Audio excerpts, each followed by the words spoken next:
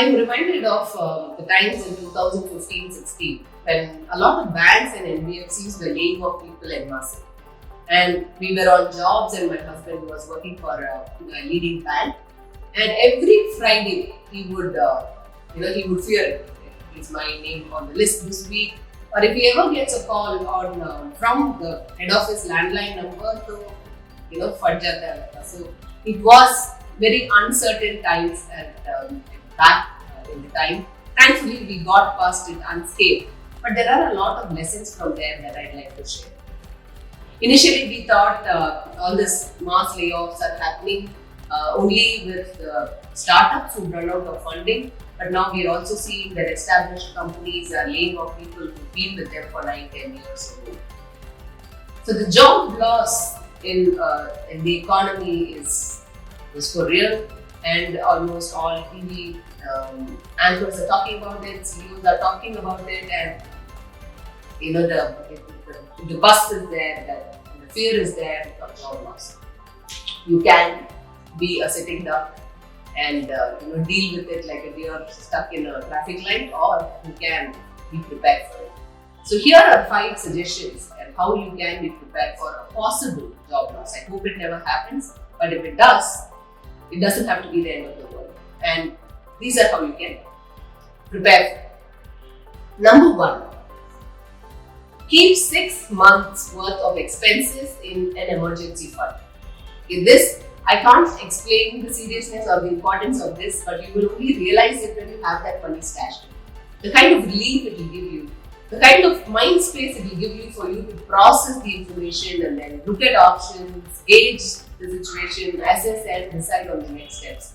It will give you a long road, right? So 6 months, if you do not have liquid cash available, you can liquidate some of your long-term investments with the mutual funds or bonds or properties that you're not using. Liquidate and keep them in the bank. 3 to 6 months of living expenses, easily liquidatable cash equivalents.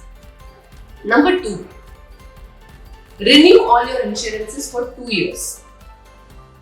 See, when there is a job loss, there is a need to cut down expenses.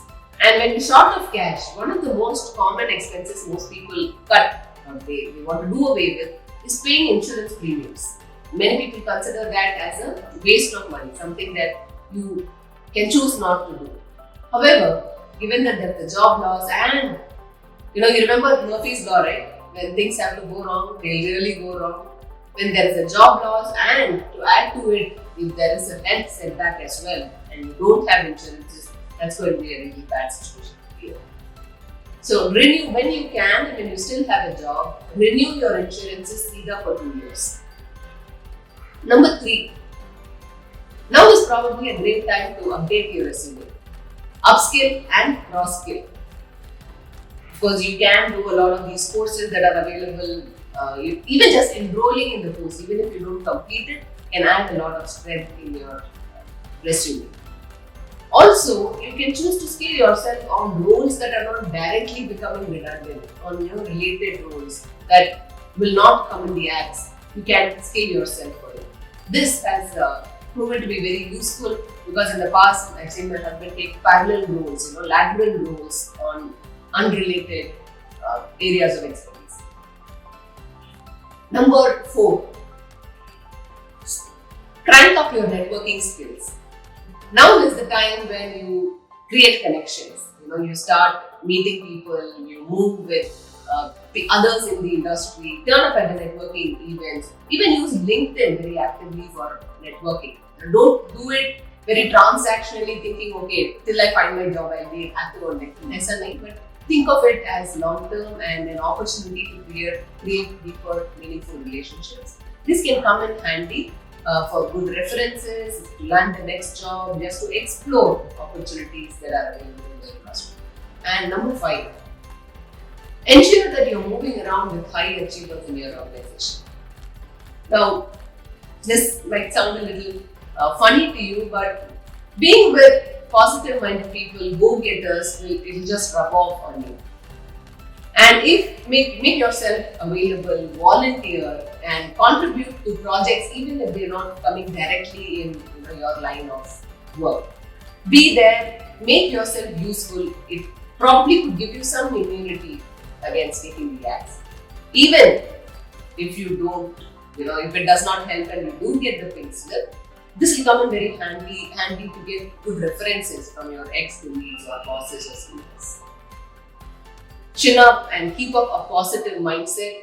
This will be a great help for you in dealing with the disappointments that usually come with such a loss. Finally, remember one thing. What gets you the money is not your job, not your employers. What gets you the money is your own skills and the value that you bring on the table. Your employers or your organization is only a client for your skills. If you lose this client, you can get another client. All the very best.